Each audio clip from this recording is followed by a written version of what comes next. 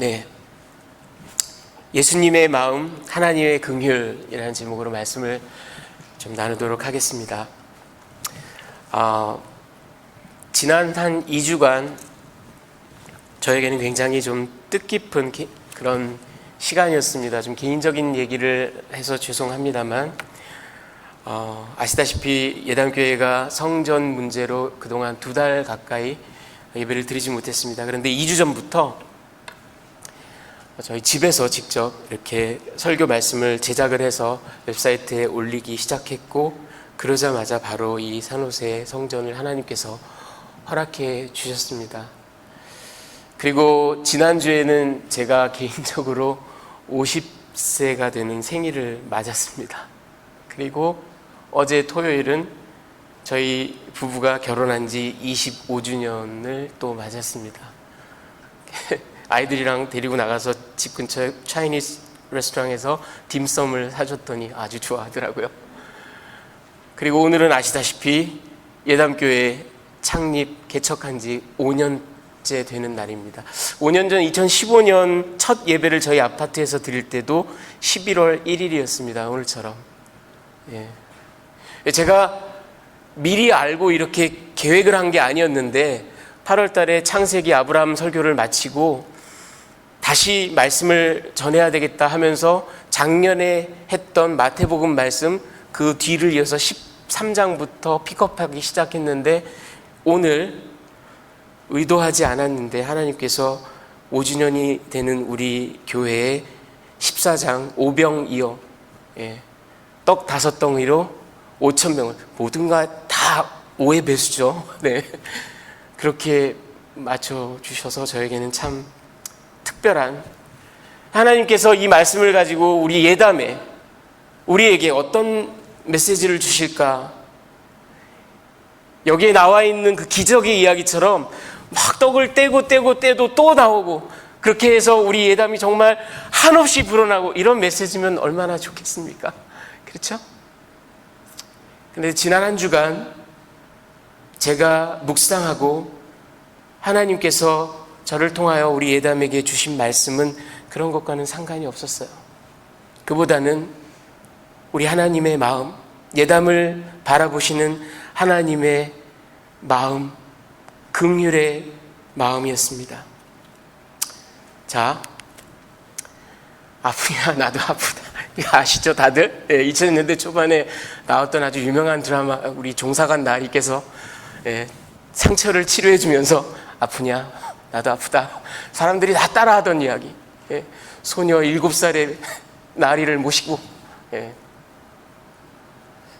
근데 여러분, 이 드라마가 그냥 단순히, 여러분 보세요, 저 사람 조선 중기 얘기고 엄청난 신분의 차이가 있고, 저 두 사람이 서로 깊이 사랑하지만 사랑한다라고 verbalize 하지 않습니다. 말하지 않습니다. 그런데 저 남자가, 종사관이 아프냐 나도 아프다.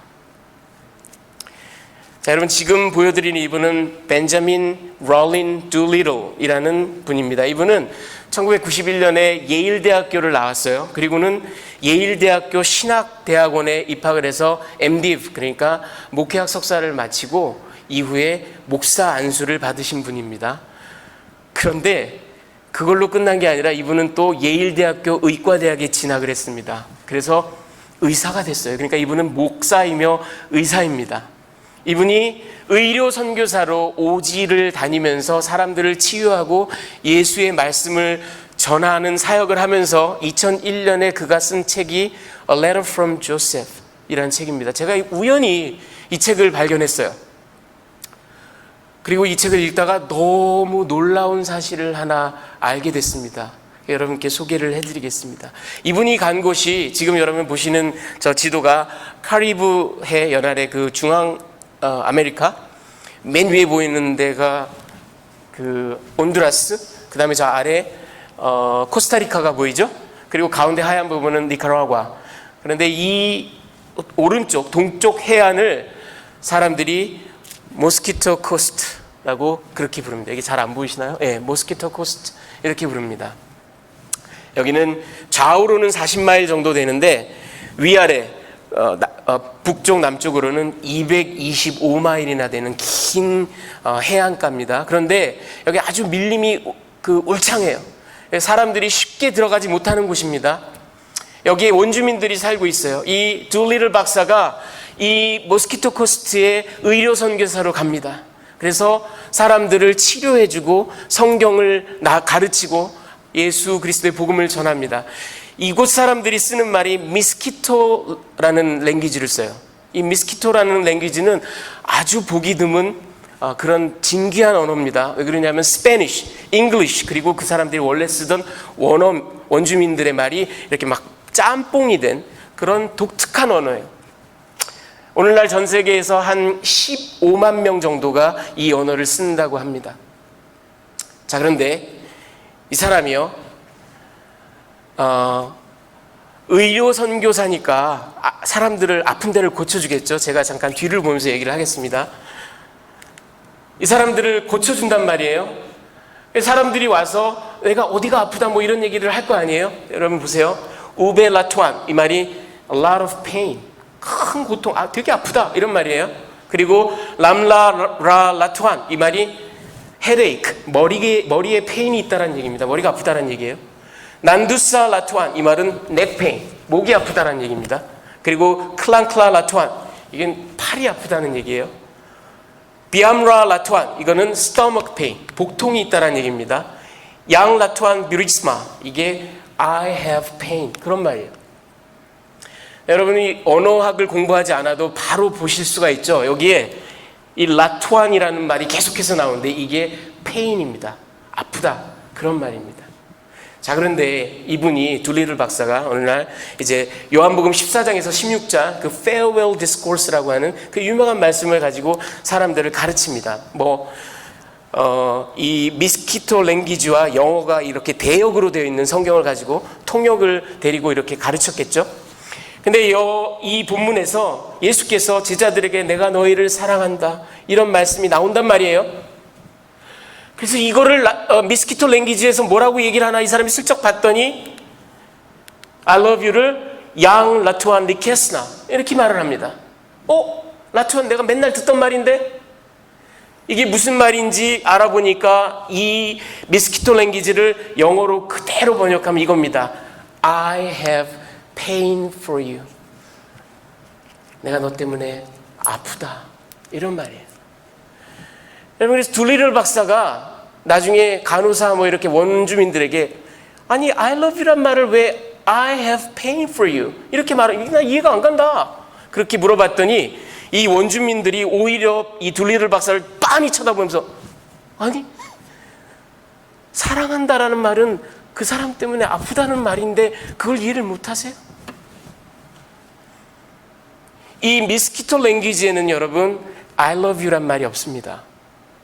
그렇다고 이 사람들이 사랑을 안 하냐? 그렇지 않아요. 사랑해요. 근데 이 사람들의 사랑합니다라는 표현은 I have pain for you. Honey, I love you. 여보, 내가 사랑해. 아들이 대학 떠날 때 아들아, 내가 너를 사랑한다. 꼭 안아주면서 이 말을 뭐라고 하냐면 Honey, I have pain for you. 아들아, I have pain for you. 이렇게 얘기한다는 거예요.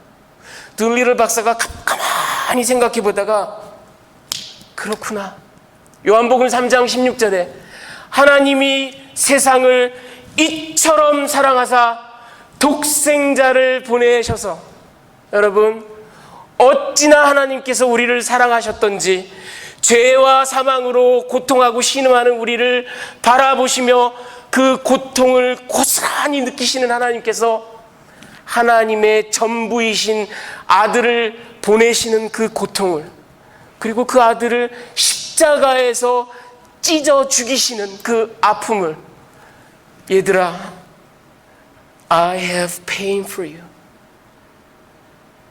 사랑한다라는 말은 그 사람으로 인해서 고통을 느낀다라는 말입니다. 자, 여러분 오늘 말씀 13절 14절에 보면 예수님께서 배를 타고 갈릴리 북동쪽 아마도 벳세다 유역의 그 빈들인 것 같습니다. 거기로 가셨어요.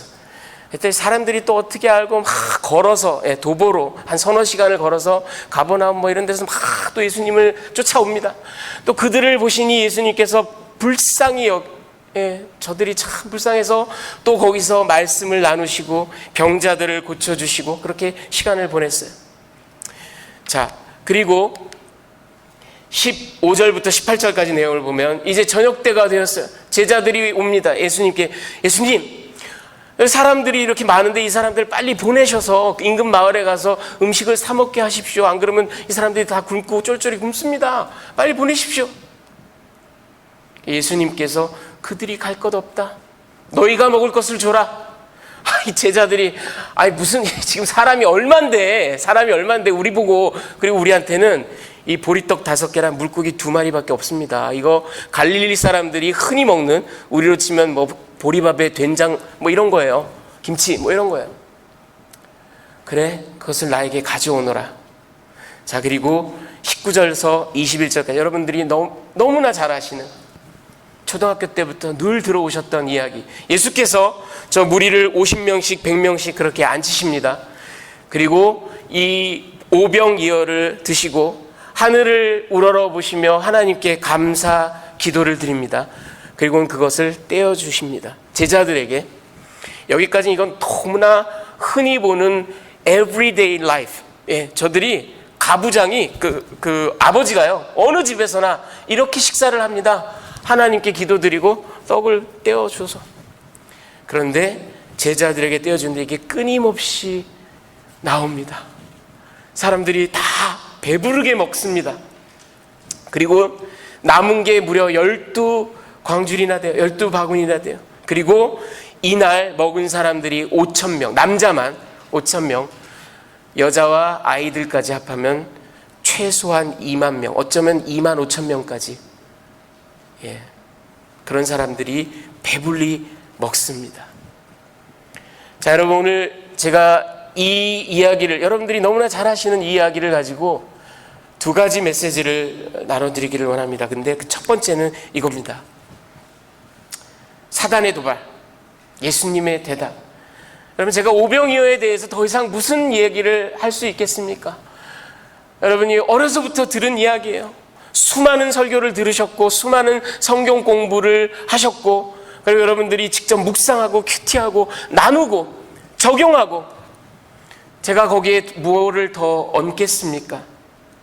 그리고 우리가 여태까지 나눴던 그 이야기들, 우리에게 전해주셨던 목사님 혹은 성경 교사들의 그 많은 교훈들, 대표적인 것들, 이런 것들이 있죠.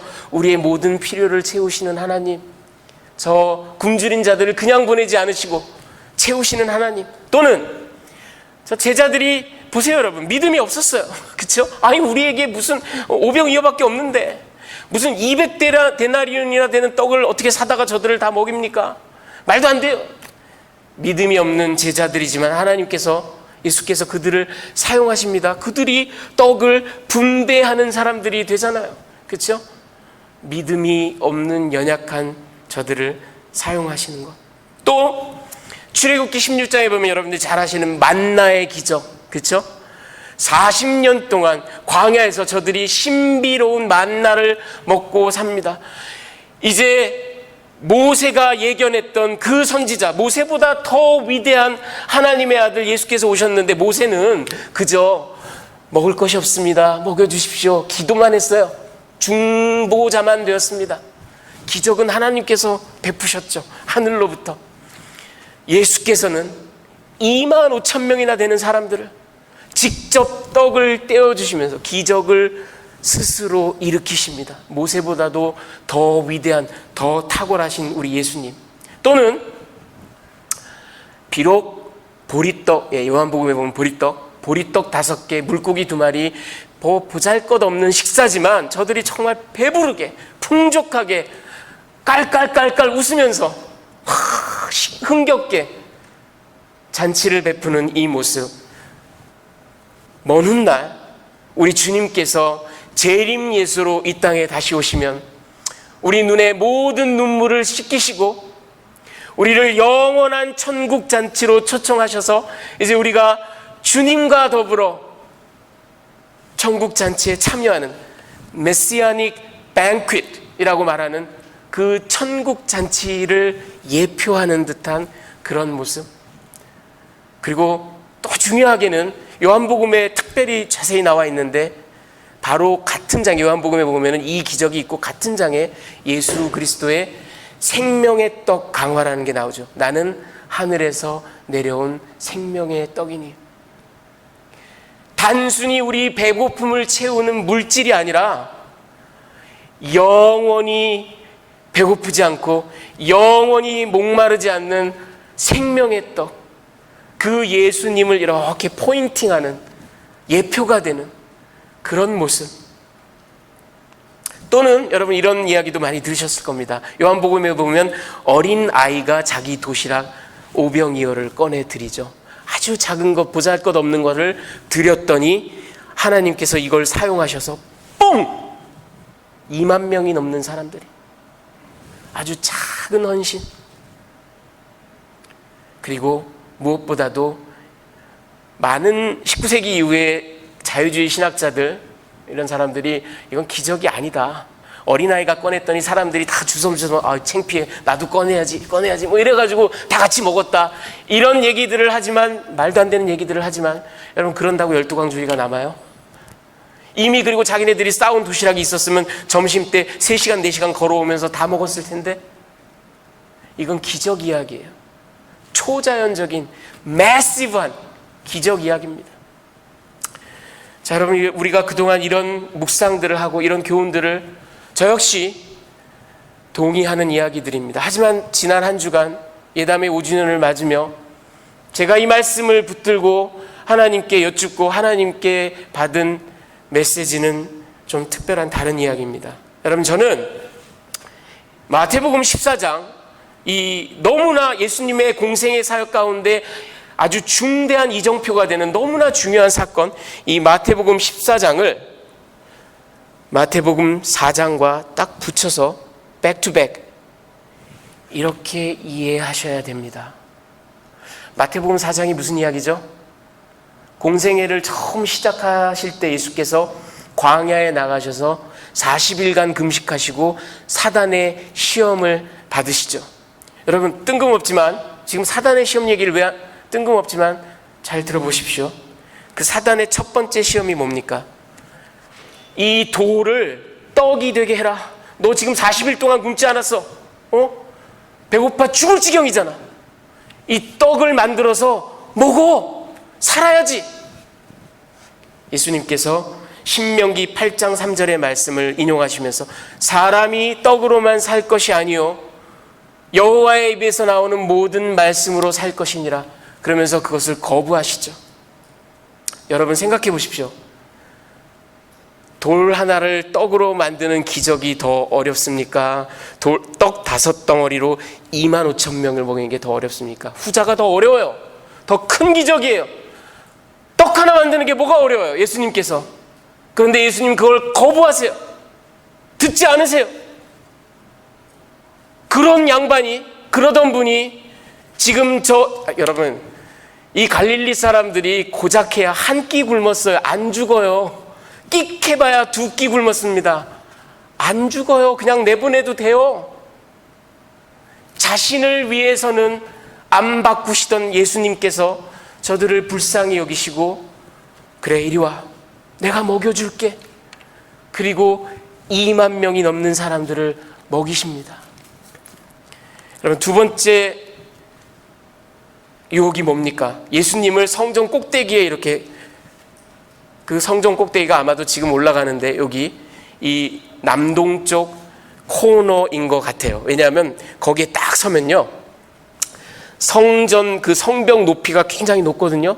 근데 그걸로 끝나는 게 아니라 그 바로 밑이 기드론 골짜기예요. 그러니까 이 깊이가 무려 450피트입니다. 137m예요 여러분. 어마무시한. 그런데 탁 올라가서 뛰어내려봐. 네가 하나님의 아들이잖아. 하나님이 널 살려주실 거야. 예수께서 어떻게 하시죠? 신명기 6장 16절 말씀을 인용하시면서 주 너의 하나님을 시험하지 말아라. 그리고 거부하십니다. 자, 여러분, 예수께서 오늘 이 마태복음 14장에 베세다 있는 데로 오셨는데 이거 좀 보여드릴게요. 그림 지금 올라가는 데가 가버나움입니다. 여기서 사역을 하셨죠. 그리고 지금 옮기신 곳이 요 베세다라는 곳, 그 옆에 빈들이 많이 있어요. 여기로 배를 타고 이렇게 가신 겁니다. 근데 여러분, 이게 왜 그랬냐 하면요, 13절을 자세히 읽어보시면 이 말을 들으시고 예수께서, 이 말은 뭐냐 하면 마태복음 14장 1절 2절이에요 3절로부터 12절까지는 제가 플래시백이라고 그랬죠. 과거에 있었던 일. 그리고 1절 2절에 헤롯 안티파스가 지금 예수의 이야기를 듣고 이거 침례, 내가 죽였는데 침례 요한이 되살아났네? 이러고 막 지금, 여러분, 안티파스, 헤롯 안티파스, 그 광인이라고 불리던 그 사람, 침례 요한을 이미 칼로 죽였는데, 한 번 죽였는데 2번 못 죽이겠어요? 네가 10번을 살아나봐라, 내가 10번을 죽여주마, 이러고 달려들 인간. 지금 예수님께서 비록 배로 몇 마일 안 되는 거리지만 그 사이에 요단강이 흐르죠. 갈릴리 호수 북쪽으로. 요걸 경계로 안티파스의 영토와 분봉왕 필립의 영토로 나뉩니다. 그러니까 안티파스 영토에서 피신을 하신 겁니다. 도망을 하신 거예요. 왜? 헤롯 안티파스가 지금 죽이겠다고 막 서슬이 시퍼러니까. 여러분 보세요. 아까 두 번째 유혹의 핵심이 뭐냐면 사단이 뛰어내려봐. 너의 아이덴티티, 너의 능력, 얼마든지 하나님께서 너를 보호하시잖아. 네가 아들이니까. 너는 보호받을 수 있어. 너는 죽지 않을 수 있어. 그게 유혹의 핵심이에요. 지금 예수께서 죽음을 피해서 필립의 영토로 피신하셨는데 거기 가셨으면 다만 1, 2주일이라도 좀 얌전히 계시지. 사람들이 몰려, 얘들아 빨리 가, 나 없다 그래. 그리고 어디서 숨으셔야지. 거기서 그걸 또 붙잡고 가르치고 병 고치고 그것만 하고 빨리 가, 내가 여기 지금 피신 왔다니까. 이래야 될 판인데, 그래 내가 먹여줄게, 이리 와. 고작 2끼 굶은 사람들을 자신을 보호하시러 가신 그 자리에서조차도. 자, 여러분, 그리고 세 번째 유혹이 뭡니까? 높은 산으로 예수님을 데리고 가서 천하만국의 영광을 다 보여주고 나에게 절해라, 내가 이 모든 것을 다 줄 수 있다. 여러분, 이게 예수님 보고 진짜 리터럴리 절을 하라는 얘기일까요? 그게 아니라 나랑 손잡자라는 얘기예요. 타협하라는 얘기. 메시아의 길이 꼭 그렇게 어려운 것만 있는 거 아니야. 꼭 죽어야 되겠니 네가? 나랑 손만 잡아. 타협만 하면 얼마든지 쉽게 메시아가 돼. 제국을 만들 수 있어. 제패할 수 있어. 그런 능력이 있잖아. 예수께서 역시 신명기 6장 13절의 말씀으로 오직 주 하나님만 경배하라, 그렇게 거부하시죠. 여기서 여러분, 요한복음 6장 15절에 자세히 나와요. 사람들이 이 오병이어의 기적 다음에 사람들이 와 몰려와가지고 예수님을 왕 삼겠다고 난리칩니다. 이 마태복음에도 우리가 읽진 않았지만 그 다음 절에 보면 예수께서 재촉해서 제자들을 보내세요. 왜 그랬겠어요? 사람들이 지금 왕 삼겠다고 난리치는 거예요. 그러니까 빨리 보세요. 이게 본질적으로 사단의 유혹과 같은 이야기입니다. 왕이 되면 손쉽게 메시아 왕국을 피 한 방울 안 흘리고 건설할 수 있다라는 거예요. 나랑 손 잡자라는 얘기죠. 여러분, 우리가 아까 제가 50명씩 100명씩 앉혔다 그랬죠. 여러분, 이게 군사적인 커노테이션이 있는 말입니다. 50부장 100부장 군사 조직이에요. 그리고 저 베세다 인근의 빈들, 여러분, 우리 한국 사람들은 정치적인 집회를 하고 규탄 대회를 하고 그럼 어디로 가요? 시청, 광화문, 신촌 이런 데 가죠. 이스라엘 사람들은 전통적으로 정치 집회를 빈들로 나가서 합니다. 빈들로 나가서 거기서 못 살겠다, 갈아보자, 우리가 혁명을 일으키자, 와 이러고 난 다음에 도성으로 쳐들어가요. 빈들이라는 곳이 그런 곳입니다. 그러니까 지금 사람들이 떡을 2만 명을 만들어서 먹여주네. 이 사람이 왕이네. 그리고 막 모여드는 거예요. 그런데 예수께서 거부하세요. 빨리 제자들을 보내세요. 사단의 유혹과 같은 이야기예요. 여러분, 오병이어의 기적, 오늘 제가 여러분과 나누기를 원하는 오병이어의 기적은 아까 말씀드린 그 모든 것들도 다 맞는 이야기, 해당되는 이야기지만 사실은 공생애를 시작하실 때 예수께서 받으신 마태복음 4장 사단의 그 세 가지 유혹, 그때 이미 신명기 말씀으로 다 거절하셨어요. 하지만 오늘 14장 예수님의 사역 가운데 가장 찬란한 것 중에 하나였던 이정표가 되는 그 사역, 아껴왔던 사단에 대한 대답을 이제 행동으로 몸소 보여주시는 겁니다. 이부작 대답이에요. 이부작 대답. 처음엔 말씀으로, 오늘 14장에서는 행동으로 다 보여주십니다. 자, 두 번째 제가 여러분과 나누기를 원하는 메시지는 이겁니다. 예수님의 마음, 차마 돌아설 수 없어서. 여러분, 백성을 배불리 먹이고요, 피신 와서까지 자기 몸을 돌보지 않으시고 거기서 또 가르치시고 고치시고 먹이시고 위험을 무릅쓰고 저들의 필요를 채우시고 또 저들이 왕 세우겠다고 난리치는 것을 거부하시고. 여러분 생각해 보세요. 이 왕을 세우겠다, 거기에 그 사단의 유혹과 같은 건데 거기에 타협하시면 사실 쉽게 다윗 왕국을 재건하셨겠죠. 근데 그게 예수님 입장에서, 하나님 입장에서 그분의 구속의 플랜에서 그게 과연 도움이 될까요? 여러분, 위대한 다윗 왕국을 건설해 본들 뭐합니까? 한 세대를 가겠어요? 두 세대를 가겠어요? 예수님이 우리랑 천년만년 계시는 게 아닌데, 떠나셔야 되는데. 여러분, 인간의 정치체제, 인간의 이데올로기, 인간의 인류의 아무리 숭고해 보이고 아무리 고상해 보여도 유토피아를 만들지 못합니다. 뭘 보면 알아요? 여러분, 히랍의 플라톤, 저 위대한 철학자 플라톤이 리퍼블릭, 공화국을 썼죠. 그 이후에 그의 수많은 후예들이, 토마스 모어, 영국의 유토피아, 19세기의 칼 막스의 자본론, 오늘날 20세기의 빌 게이츠가, 스티브 잡스가 테크놀로지를 통한 유토피아, 아무리 외쳐보세요. 인간이 유토피아를 만들 수 있습니까? 우리의 죄 때문에 우리는 기본적으로 안 됩니다. 여러분, 이틀 뒤에 미국의 대통령 선거가 있죠. 저는 트럼프를 지지한다, 바이든을 지지한다, 그런 정치적인 논쟁을 교회에서 하는 것을 반대합니다. 하지만 저는 이 얘기는 합니다. 시민의 의무를 다하십시오. 그게 트럼프든 바이든이든 누구든 간에 시민의 의무를 다해서 투표를 하십시오. 정치적인 사안에 대해서 판단하고 비판도 하십시오. 의견을 개진하십시오. 필요하다면 운동에 참여할 수도 있습니다. 하지만 분명한 건 여러분, 거기에 전적인 소망을 두셔서는 안 돼요. 우리 인간의 논리, 인간의 의지, 인간의 이데올로기, 인간의 사상으로는 절대로 우리는 유토피아를 만들 수 없어요. 왜? 우리는 죄인이기 때문에. 우리는 죄인이기 때문에 안 돼요. 하지만 이 인간의 죄악, 고통에 대해서 우리 하나님께서는 대답을 내놓으셨습니다. 솔루션을 내놓으셨습니다. 그게 뭐냐? 바로 측은히 여기시는 거예요.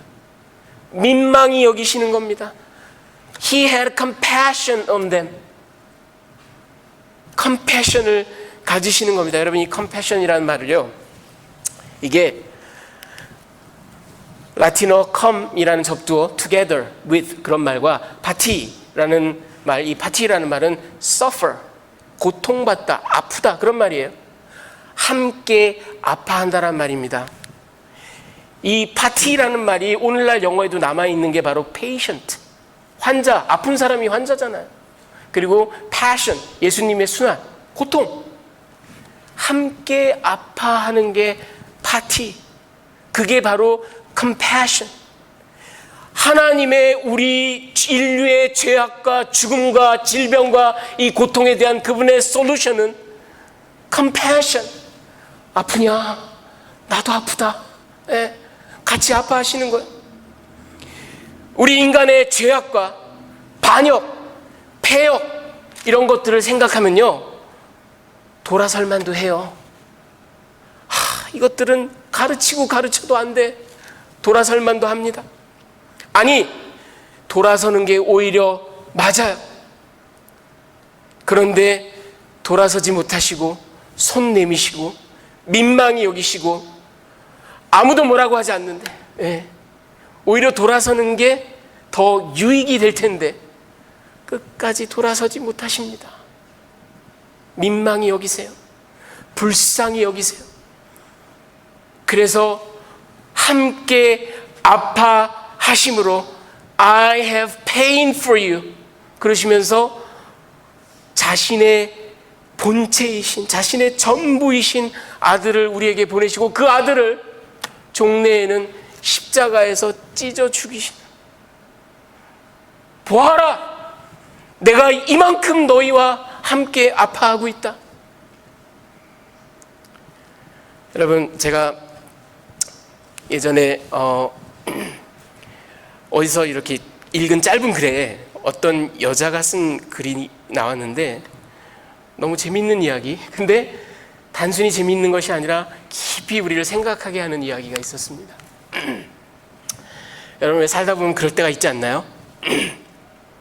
너무너무 힘든 날, 정말 숨이 꼴딱꼴딱 넘어갈 것 같이 힘든 날, 그리고 그럴 때 우리 크리스찬들은 꼭 뭐라 그러죠?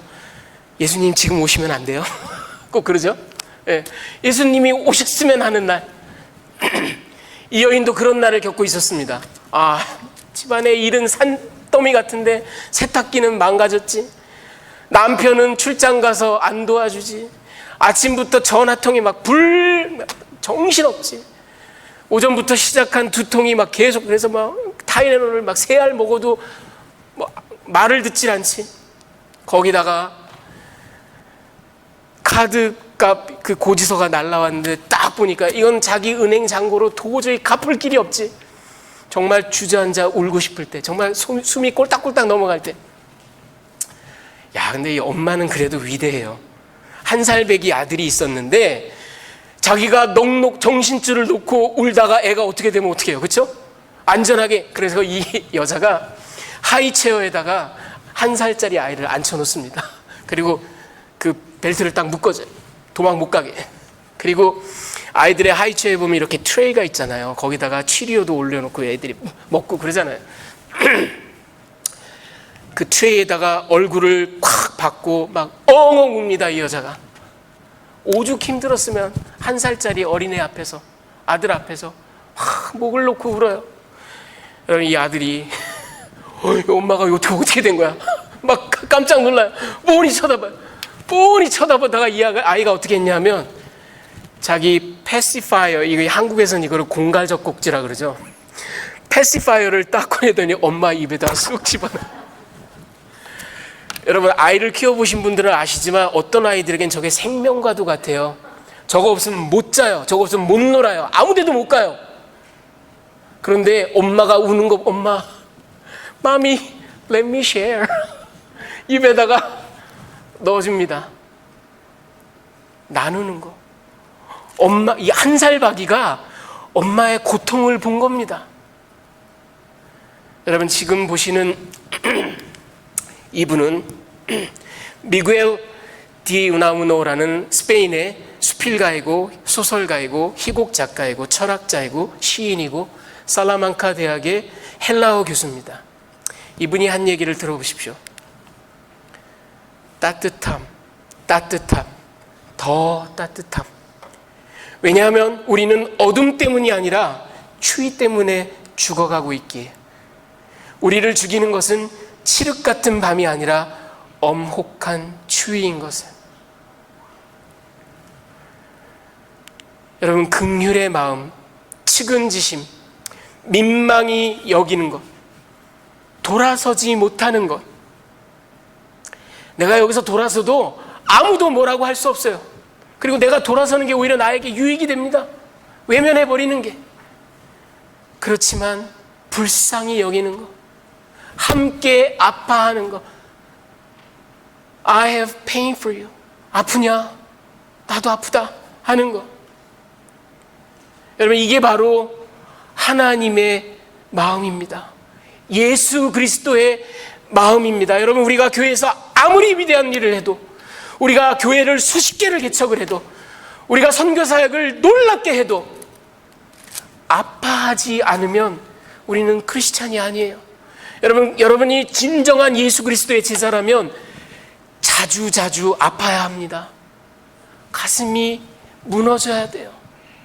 내 마음에 아픔이 없이 막 프로그램만, 놀라운 어치브먼트만 쌓여간다면 그거는 그야말로 바리새인이에요. 오늘 나의 손길이 필요한 그런 형제, 자매가 있습니까? 아니면 땅끝에서 도움의 손길을 간절히 애타게 바라는 선교사님을 알고 계십니까? 여러분 가운데, 주변의 형제, 자매 가운데 큰 고통 가운데 홀로 눈물 흘리고 있는 사람이 있습니까? 코로나의 이 엄혹한 현실 속에서 정말 어찌할 바를 모르는 그런 작고 미자립한 교회들도 있죠. 어찌 보면 여기 이 자리에 앉아 계신 여러분들은 전부 다 예수님의 마음을 갖고 계신 분들입니다. 돌아설 수 있는데, 외면할 수 있는데, 그러는 게 오히려 나한테 나은데, 그런데 함께 아파하고 나의 시간을, 나의 재능을, 나의 물질을, 여러분 이런 것들을 갖다 쓰는 게 내가 같이 서퍼하는 거거든요. 여러분들 어떻게 보면 그리스도의 마음을 체현하고 계시는 분들입니다. 여러분, 저 스페인의 디우나무노가 말한 것처럼 우리는 전부 다 죄악으로 죽어가고 있습니다. 엄혹한 추위 가운데 벌벌 떨고 있습니다. 이걸 녹이는 것은 오직 그리스도의 마음, 그리고 그 그리스도의 마음은 함께 아파하는 것, 긍휼의 마음으로 돌아보는 것. 그렇잖아요, 여러분. 예수님께서 오죽하면 십자가상에서 12군단도 더 되는 천사들을 소집하셔서 자기 자신을 보호하실 수 있었는데, 아니, 내가 저들을 외면할 수 없어, 살리고야 말겠다.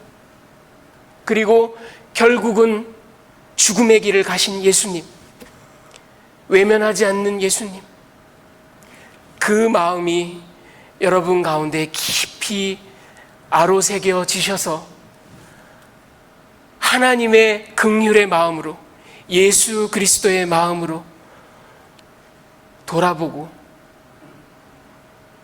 긍휼을 베풀고 함께 아파하는 그런 저와 여러분이 되시기를 주님의 귀하신 이름으로 축원합니다. 같이 기도하시겠습니다.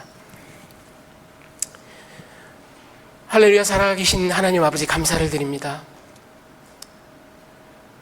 작은 보리떡 5개와 물고기 2마리를 가지고 불쌍한 백성들을 그냥 돌려보내지 않으시고 끝까지 먹이신 예수님, 아니 우리를 죄악 가운데 그냥 버려두지 않으시고 끝까지 순종하심으로 십자가의 고통을 참으시고 우리를 살리신 그 놀라운 긍휼의 아버지, 우리가 그리스도의 작은 제자들로 살아가기를 소원합니다. 측은히 여기는 마음, 함께 아파하는 마음, 컴패션을 가지고 이웃을 돌보고 가난한 자를 돌보고 하나님께서 나에게 은택으로 허락하신 시간과 재능과 물질과 우리의 마음을 쓰기를 기뻐하며 예수 그리스도의 성품을 닮아가는 그런 우리 귀한 주님의 백성들이 다 될 수 있도록 주여 축복하고 인도하여 주시옵소서. 주께 감사를 드리며 귀하신 우리 주 예수 그리스도의 이름으로 기도합니다.